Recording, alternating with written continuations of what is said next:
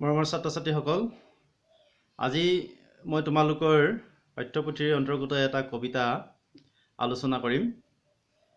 কবিতাটো হৈছে তোমালোকৰ পাঠ্যপুথিত থকা কবি দেৱকান্ত বৰুৱাৰ ৰচিত লাচিত ফুকন নামৰ কবিতাটো আমি অলপমান আলোচনা কৰিম। তোমালোকে যিহেতু জানাই যে অসমীয়া কাব্য সাহিত্যত দেৱকান্ত বৰুৱাক এটা বিশেষ উপাধিৰে বিভূষিত কৰা হয়। সেয়া হৈছে তেখেতক দুমোজাৰ কবি বুলি আখ্যা দিয়া হয়। আৰু কিয় দুমোজাৰ কবি বুলি আখ্যা দিয়া হয় সেই কথাখিনি আমি তোমালোকৰ কবি পৰিচয় শিতানত কথাখিনি আছে, আমি সেইখিনি আলোচনা কৰিম। আৰু সেইজন দুমোজাৰ কবি হিচাপে খ্যাত দেৱকান্ত বৰুৱাদেৱৰ ৰচিত এটি বিশেষভাৱে উল্লেখযোগ্য অন্যতম এটা কবিতাই হৈছে লাচিত ফুকন, আৰু সেই কবিতাটো আমি আলোচনা কৰিম। প্ৰথমে মই তোমালোকৰ কবিতাটো আলোচনা কৰাৰ আগতে আমি কবিৰ পৰিচয় সম্পৰ্কে দুটামান কথা আলোচনা কৰি ল'ব লাগিব। আৰু কিয়নো আমি যেতিয়া এটা কবিতা আলোচনা কৰোঁ সেই কবিতাটোৰ লগত কবিজনৰ পৰিচয়টো জড়িত হৈ থাকে। গতিকে কবিজনৰ পৰিচয় সংক্ৰান্তীয় যিখিনি কথা তোমালোকৰ পাঠটোত উল্লেখ আছে সেইখিনি আমি অকণমান চাই ল'ব লাগিব। তাৰপিছত কবিৰ পৰিচয় বা কবিৰ পৰিচয়ৰ লগত জড়িত হৈ থকা কথাখিনি আমি আলোচনা কৰাৰ পাছতহে আমি মূল কবিতাটোৰ বা মূল কবিতাটোৰ যিখিনি বিষয়বস্তু সেইখিনি আমি আলোচনা কৰিবলৈ আগবাঢ়িম। প্ৰথমতে মই তোমালোকৰ পাঠ্যপুথিত থকা দেৱকান্ত বৰুৱাৰ কবি পৰিচয় শিতানত যিখিনি কথা আছে সেই কথাখিনি মই অলপমান পঢ়ি দিছোঁ। তোমালোকে যদি তোমালোকৰ কিতাপবোৰ আছে তেনেহ'লে তোমালোকে উলিয়াই ল'বা, আৰু সেই কবি পৰিচয় শিতানত যিখিনি কথা আছে সেই কথাখিনি তোমালোকে চাই যাবা। মই প্ৰথমতে কথাকেইটা অকণমান পঢ়ি দিছোঁ, তাৰপিছত আমি অকণমান কথাখিনি আলোচনা কৰিম।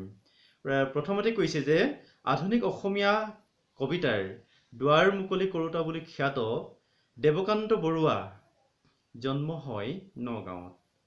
সাগৰ দেখিছা তেওঁৰ একমাত্ৰ কবিতা পুথি। এই পুথিখনৰ জৰিয়তেই কবি বৰুৱাই অসমীয়া কাব্য জগতত এক সুকীয়া আসন লাভ কৰি আছে। জোনাকী আলোচনীৰ পাতত আৰম্ভ হোৱা অসমীয়া ৰোমান্টিক কাব্যধাৰাই দেৱকান্ত বৰুৱাৰ হাতত ভাৱঘন বিস্তৃতি আৰু পৰিণতি লাভ কৰে বুলি কোৱা হয়।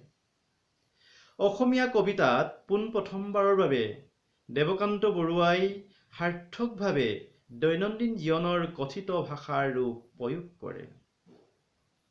তদুপৰি ইংৰাজ কবি ৰবাৰ্ট ব্ৰাউনিঙৰ নাটকীয় চগুটোক্তিৰ শৈলী কবিতাত প্ৰয়োগ কৰি তেওঁ অসমীয়া কবিতাক নতুন পথৰ সন্ধান দিয়ে। ৰোমান্টিক যুগৰ শেষ আৰু আধুনিক কবিতাৰ দুৱাৰদলিৰ কবি বাবেই দেৱকান্ত বৰুৱাক দুমোজাৰ কবি বুলিও কোৱা হয়। আমি দুৱাৰ মুকলি কৰোঁ কবিতাতেই প্ৰথম আধুনিকতাৰ প্ৰতিধ্বনি শুনিবলৈ পাওঁ। কবি হোৱাৰ উপৰিও দেৱকান্ত বৰুৱা এজন সফল ৰাজনীতিবিদো। অসম সাহিত্য সভা আৰু ভাৰতৰ লোকসভালৈ নিৰ্বাচিত হৈ তেওঁ মন্ত্ৰীসভাত মন্ত্ৰীত্ব লাভ কৰিছিল। লাচিত ফুকন এটা বৃহত্ত ব্যঞ্জক দেশপ্ৰেমমূলক কবিতা। এতিয়া কবি পৰিচয় সংক্ৰান্তত বা কবি পৰিচয় শিতানত যিখিনি কথা তোমালোকৰ পাঠ্যপুথিত উল্লেখ কৰিছে, ইয়াত আমি দেখিবলৈ পালোঁ যে এইজন কবি দেৱকান্ত বৰুৱা এনে এটা সময়ৰ কবি, অসমীয়া সাহিত্যৰ যুগ বিভাজনৰ যিখিনি কথা আছে যে অসমীয়া সাহিত্যত আমি সেই কথাখিনি বিস্তৃতভাৱে আলোচনা এতিয়া নকৰোঁ, কিন্তু তোমালোকে জানি থোৱা ভাল হ'ব যে অসমীয়া কাব্য সাহিত্যত তিনিটা উল্লেখযোগ্য যুগ বিভাজনৰ প্ৰথমছোৱা সময়ক যি জোনাকী নামৰ কাকতখনে আৰম্ভ কৰিছিল। গতিকে সেই 1889 খ্ৰীষ্টাব্দত প্ৰকাশিত জোনাকী নামৰ আলোচনীখনৰ জৰিয়তে অসমীয়া সাহিত্য জগতত এটা যুগৰ সৃষ্টি হৈছিল আৰু এটা নতুন সময়ৰ এটা বাতাবৰণ সৃষ্টি হৈছিল। সেই কাকতখনে প্ৰতিনিধিত্ব কৰা সেই সময়ছোৱাকে 1889 খ্ৰীষ্টাব্দৰ পৰা প্ৰায় 1929-30 চন মানলৈকে এই বিস্তৃত সময়ছোৱাক জোনাকী কাকতখনে অসমীয়া সাহিত্য জগতত বিশেষভাৱে প্ৰভাৱ বিস্তাৰ কৰিছিল। গতিকে এই সময়ছোৱাক জোনাকী জোনাকী যুগ বুলি আখ্যা দিয়া হয়। কথাখিনি মই এইটো কাৰণেই ক'লো যে এইজন কবিৰ পৰিচয় কথাখিনি আমি স্পষ্টকৈ জানিবলৈ হ'লে তাৰ পৰা অকণমান ইতিহাসৰ পৰা কথাখিনি আমি টানি আনিব লাগিব। কাৰণ ইয়াত কৈছে যে এইজন কবি এনেকুৱা এজন কবি যে এই কবিজনৰ হাতত জোনাকী যুগৰ যিটো এটা বৈশিষ্ট্য বা শৈলী অসমীয়া কাব্য সাহিত্যত সেইটোক ৰোমান্টিক ভাৱধাৰা বুলি কোৱা হয়। জোনাকীৰ পাতত সৃষ্টি হোৱা অসমীয়া সেই কাব্য সাহিত্যৰ যিটো এটা ধাৰা, সেই ধাৰাটোক ৰোমান্টিক বা ৰোমাঞ্চ সৃষ্টি কৰা সাহিত্যৰ ধাৰা বুলি অভিহিত কৰা হয়। গতিকে সেই ৰোমান্টিক ভাৱধাৰাটো অসমীয়া কাব্য সাহিত্যত জোনাকী নামৰ কাকতখনে আৰম্ভ কৰিছিল। আৰু যেতিয়া সেই কাকতখন জোনাকী নামৰ কাকতখন অসমীয়া সাহিত্যৰ জগতৰ পৰা আঁতৰি গৈছিল বা সেই আঁতৰি যোৱাৰ যিছোৱা সময়, সেই সময়ছোৱাত কি হৈছিল, আকৌ এটা নতুন এটা যুগৰ সৃষ্টি হৈছিল বা জোনাকী কাকতখন শেষ হোৱাৰ পাছতেই এটা নতুন যুগৰ এটা উন্মোচন হৈছিল অসমীয়া সাহিত্য জগতত। আৰু গতিকে দেৱকান্ত বৰুৱা সেই সময়ছোৱাৰ এটা যুগৰ শেষ আৰু এটা নতুন যুগৰ আৰম্ভণি, এটা দুমোজাৰ সময়। এফালেদি এটা ভাৱধাৰা বা এটা ধাৰাৰ যিটো ইতিমধ্যে আৰম্ভ হৈ এটা ধাৰা শেষ হ'ব হৈছে আৰু নতুনকৈ এটা ধাৰাৰ আৰম্ভণি হ'ব ধৰিছে অসমীয়া সাহিত্য জগতত।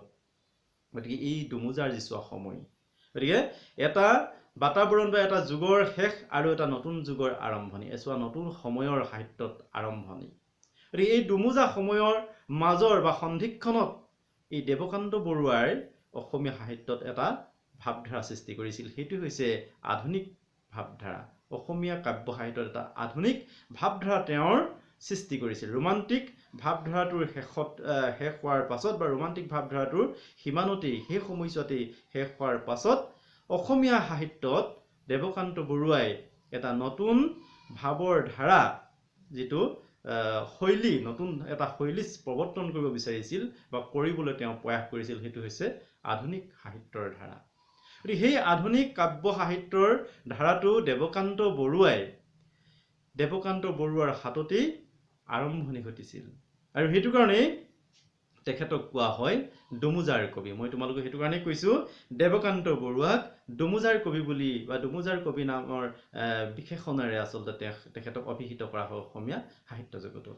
কাৰণ দুটা যুগৰ মাজৰ সময়ছোৱাৰ এজন কবি বা দুটা যুগৰ সন্ধিক্ষণত কাব্য সাহিত্য সৃষ্টি কৰা এজন কবি হ'ল দেৱকান্ত বৰুৱা। এই কথাখিনি মই তোমালোকক পাতনিতে এইটো কাৰণেই কৈ লৈছোঁ, কাৰণ প্ৰতিটো যুগৰ সাহিত্যৰ প্ৰতিটো যুগ বিভাজনত কি হৈছে, কিছুমান নিৰ্দিষ্ট বৈশিষ্ট্য জড়িত হৈ আছে।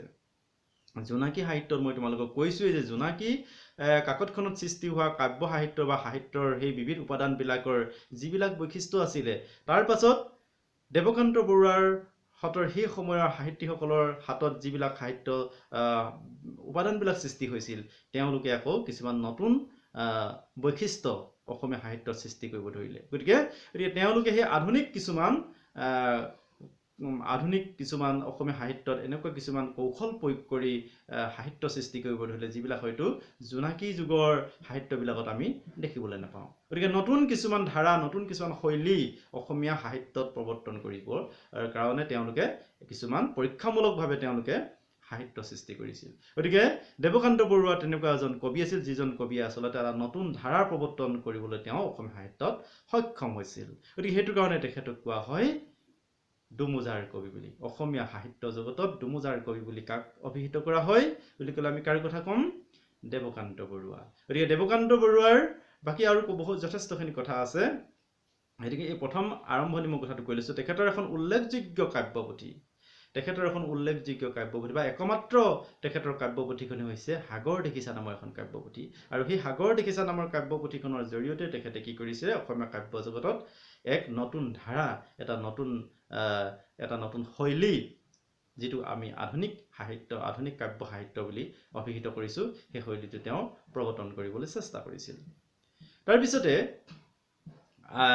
তেখেতৰ কবিতা আমি এতিয়া আহোঁ যে দেৱকান্ত বৰুৱাই ইয়াত কৈছে যে দেৱকান্ত বৰুৱাৰ কবিতাৰ কিছুমান বৈশিষ্ট্যৰ কথা কৈছে, সেইকেইটাও আমি জানিব লাগিব। কাৰণ তেখেতে অসমীয়া কাব্য সাহিত্যত আধুনিক ভাৱধাৰা সৃষ্টি কৰিছিল। আৰু ইয়াত কৈছে যে দেৱকান্ত বৰুৱাৰ কবিতাত কথিত ভাষা শব্দ কিছুমান আমি প্ৰয়োগ কৰা দেখিবলৈ পাওঁ কাৰণ সৰ্বসাধাৰণ মানুহে যিবোৰ আচলতে আমি কথা বাৰ্তা পাতোতে আমি ঘৰুৱাভাৱে যিবিলাক শব্দ প্ৰয়োগ কৰোঁ ঠিক তেনেকুৱা কিছুমান কথিত ৰূপৰ ভাষা দেৱকান্ত বৰুৱাৰ কাব্যত দেখিবলৈ পোৱা যায় আৰু দ্বিতীয়তে কৈছে যে ৰবাৰ্ট ব্ৰাউনিং ইংৰাজ কবি ৰবাৰ্ট ব্ৰাউনিঙৰ কথা তোমালোকে জানা ইংৰাজী সাহিত্যৰ এজন উল্লেখযোগ্য কবি ৰবাৰ্ট ব্ৰাউনিং সেই ৰবাৰ্ট ব্ৰাউনিঙৰ যি নাটকীয় চগুটুক্তি আছিলে সেই নাটকীয় চগুটুক্তিৰ এটা দেৱকান্ত বৰুৱাৰ কবিতাটো তেনেকুৱা ধৰণৰ নাটকীয় চগুটুক্তিৰ ভাৱধাৰা শৈলীটো আচলতে দেখিবলৈ পোৱা যায় বুলি কোৱা হৈছে আৰু তৃতীয়তে হৈছে দেৱকান্ত বৰুৱাৰ কবিতাৰ এটা অন্যতম বৈশিষ্ট্য হৈছে তেখেতে দেশপ্ৰেমমূলক যি ভাৱধাৰা অসমীয়া মানুহৰ মাজত দেশাত্মক বোধৰ যি ভাৱধাৰা দেশক ভাল পোৱাৰ যি ভাৱধাৰা সেই ভাৱধাৰাটো প্ৰৱৰ্তন কৰিবলৈ তেখেতে প্ৰয়াস কৰিছিল গতিকে এইকেইটা হৈছে কবি দেৱকান্ত বৰুৱাৰ কবিতাৰ অন্যতম কিছুমান বৈশিষ্ট্য এতিয়া এইখিনি কথা আমি গম পালোঁ আৰু তেখেতৰ প্ৰথম যি কবিতা কোনটো কবিতাত তেখেতৰ প্ৰথম আধুনিকতাৰ প্ৰতিধ্বনিটো প্ৰতিফলন কৰা আমি দেখিবলৈ পাওঁ সেই কবিতাটোৰ কথা আমি জানিব লাগিব যে আমি দুৱাৰ মুকলি কৰোঁ নামৰ এটা কবিতা আমি দুৱাৰ মুকলি কৰোঁ নামৰ এটা কবিতাত তেখেতে প্ৰথম অসমীয়া কাব্য সাহিত্যত আধুনিকতাৰ যি প্ৰতিধ্বনি সেয়া সৃষ্টি কৰিবলৈ সক্ষম হৈছিল গতিকে এইখিনি দেৱকান্ত বৰুৱাৰ কাব্যৰ বা দেৱকান্ত কবি হিচাপে দেৱকান্ত বৰুৱাৰ পৰিচয়ৰ লগতে তেখেতৰ কবিতাৰ কিছুমান বৈশিষ্ট্য আমি আলোচনা কৰিলোঁ আৰু এতিয়া আমি আলোচনা কৰিম যে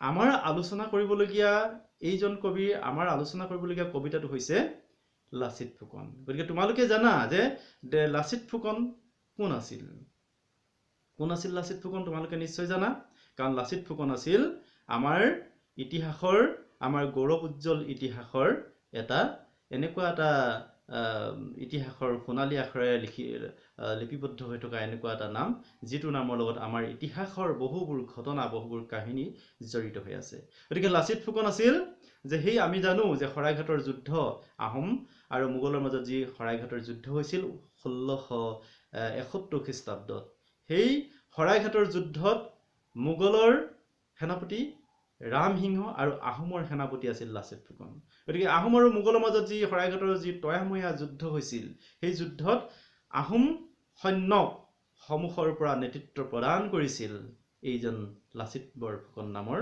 এজন দেশক ভাল পোৱা আমাৰ ইতিহাসৰ এটা উজ্জ্বল নক্ষত্ৰ বুলি আমি ক'ব পাৰোঁ গতিকে সেইজন লাচিত ফুকনৰ বীৰত্বব্যঞ্জক কথা বা বীৰত্বব্যঞ্জক তেওঁৰ কাহিনী বা তেখেতৰ যি সাহস সেই কথাখিনি তেখেতৰ যি ত্যাগ সেই কথাখিনিকে লৈ দেৱকান্ত বৰুৱাই এই কবিতাটো ৰচনা কৰিছে লাচিত ফুকন নামৰ কবিতাটো ৰচনা কৰিছে গতিকে লাচিত ফুকনৰ বিষয়ে যদি মই তোমালোকক যদি আমি ইতিহাস যদি আমি বুৰঞ্জী যদি পঢ়িছোঁ তেনেহ'লে আৰু অকণমান তোমালোকে হয়তো জানিবা যে লাচিত ফুকন কোন আছিল যে মই ক'লোৱে তোমালোকক যে আহোম আৰু মোগলৰ মাজত যি শৰাইঘাটৰ যুদ্ধ হৈছিল সেই যুদ্ধত মোগলক পৰাভূত কৰাৰ ক্ষেত্ৰত তেওঁ যি অদম্য সাহস তেওঁ প্ৰদৰ্শন কৰিছিল গতিকে সেই অদম্য সাহসৰ প্ৰতিমূৰ্তি স্বৰূপ লাচিত বৰফুকন আছিল মোমাই তামুলী বৰবৰুৱাৰ পুত্ৰ আছিল লাচিত ফুকন গতিকে আহোম সেইটো সময়ত আহোমৰ ৰাজত্বকালত যি কেইটা আচলতে ফৈদ আছিল তাৰ ভিতৰত এটা উল্লেখযোগ্য আছিল বৰবৰুৱা নামৰ যিটো ফৈদ যে 5 প্ৰকাৰ আছিল যে বুঢ়াগোহাঁই এনেকৈ বৰফুকন বৰবৰুৱা বৰগোহাঁই বুঢ়াগোহাঁই এনেকৈ 5 প্ৰকাৰ 5টা ফৈদ আছিল তাৰ ভিতৰত এটা উল্লেখযোগ্য ফৈদ হৈছিলে আহোমৰ যে বৰবৰুৱা আৰু সেই মোমাই তামুলী বৰবৰুৱাৰ পুত্ৰ আছিল লাচিত ফুকন যিজন লাচিত ফুকনে অসমৰ ইতিহাসত এটা বিশেষ ধৰণে তেওঁ ভূমিকা পালন কৰি গৈছে যাৰ কাৰণে আজি অসমীয়া জাতিয়ে তেখেতক লৈ গৌৰৱ কৰিব পাৰে তেখেতৰ যি কৰ্তব্যপৰায়ণ তেখেতৰ যি কৰ্তব্যনিষ্ঠা তেখেতৰ যি বীৰত্বব্যঞ্জক সাহস নতুবা তেখেতৰ যি দেশপ্ৰেম আছিলে যে তেখেতৰ যি নিস্বাৰ্থ দেশপ্ৰেম আছিলে এইখিনি আচলতে আমি লাচিত ফুকনৰ ব্যক্তিত্বত দেখিবলৈ পাওঁ আৰু সেইখিনিকে লৈ আচলতে কবি দেৱকান্ত বৰুৱাই এই কবিতাটো ৰচনা কৰিছে গতিকে আমি আৰু পিছত কথাখিনি আলোচনা কৰিম যে এইজন এইজন লাচিত ফুকনেই কৈছিলে দেশতকৈ মোমাই ডাঙৰ নহয়, হয়নে নহয়? শৰাইঘাটৰ যুদ্ধৰ সময়ত আহোম সৈন্যসকলক তেওঁ আহোম সৈন্যসকলৰ মনোবল দুগুণে বৃদ্ধি কৰিবৰ কাৰণে বা সেই যুদ্ধত তেওঁলোকে পিছ হুহুকি নাহিবৰ কাৰণে বা তেনেধৰণৰ কিছুমান এনেধৰণে তেওঁ সাহস প্ৰদান কৰিছিল বা সেই যি শৰাইঘাটৰ যুদ্ধৰ সময়ত যি গড় নিৰ্মাণ কৰিবলগীয়া হৈছিল আহোমসকলে, একেটা দিশতে আমি জানো যে গড় নিৰ্মাণ কৰিছিল, হয়নে নহয়? যে যিটো এতিয়াও আছে আমাৰ মোমাইকটা গড় বুলি, সেই মোমাইকটা গড়টো লাচিত বৰফুকনৰ নেতৃত্বত নিৰ্মাণ হৈছিল আৰু তেখেতেই কৰিছিল যে নিজৰ মোমায়েকক শিৰচ্ছেদ কৰিছিল। কিয় কৰিছিল? দেশ আৰু জাতিৰ স্বাৰ্থত। কোনো আপোন মানুহ হয়তো সেইটো সময়ত তেখেতে কেতিয়াও দেশৰ আৰু জাতিৰ স্বাৰ্থত কেতিয়াও সেইটো তেওঁ নিজৰ কাৰণে বা সেই আত্মীয় হ'লেও বা পৰিয়ালৰ হ'লেও তেওঁ সেইটো কেতিয়াও এৰি নিদিছিল বা তেওঁ সেইটো কেতিয়াও সেই ক্ষেত্ৰত তেওঁ কাকো তেওঁ ৰেহাই নিদিছিল। গতিকে এনে এজন ব্যক্তি আছিলে যি দেশৰ কাৰণে সকলো ত্যাগ কৰিব পাৰে, যি জাতিটোৰ কাৰণে সকলোকে সৰ্বোচ্চ ত্যাগ কৰিব পাৰে, তেনেকুৱা এজন দেশক ভাল পোৱা নিস্বাৰ্থ মনোভাৱেৰে দেশক ভাল পোৱা এজন বীৰ পুৰুষ আছিল লাচিত বৰফুকন। গতিকে সেইজন লাচিত বৰফুকনক লৈয়ে দেৱকান্ত বৰুৱাই এই কবিতাটো ৰচনা কৰিছে। গতিকে অসমীয়া কবিতাত নতুন দিশৰ উন্মোচন কৰা এজন কবি দেৱকান্ত বৰুৱাৰ লাচিত ফুকন এটা উল্লেখযোগ্য কবিতা। গতিকে আজি মই এইখিনি কথাই ক'লো। ইয়াৰ নেক্সট ক্লাছত আমি লাচিত ফুকন নামৰ কবিতাটোৰ মূল কথাখিনি আলোচনা কৰিম। আজি আমি কবি দেৱকান্ত বৰুৱাৰ পৰিচয়ৰ লগতে যে কবিতাটোৰ শিৰোনামত যিজন ব্যক্তি জড়িত হৈ আছে সেইজন লাচিত ফুকনৰ ব্যক্তিত্ব বা সেই লাচিত বৰফুকনৰ ইতিহাসত জড়িত হৈ থকা কাহিনী বা পৰিচয়াত্মক দুটামান কথা তোমালোকক আভাস দিবৰ কাৰণে মই চেষ্টা কৰিলোঁ। গতিকে আজি ক্লাছটো মই ইমানতে সামৰণি মাৰিছোঁ।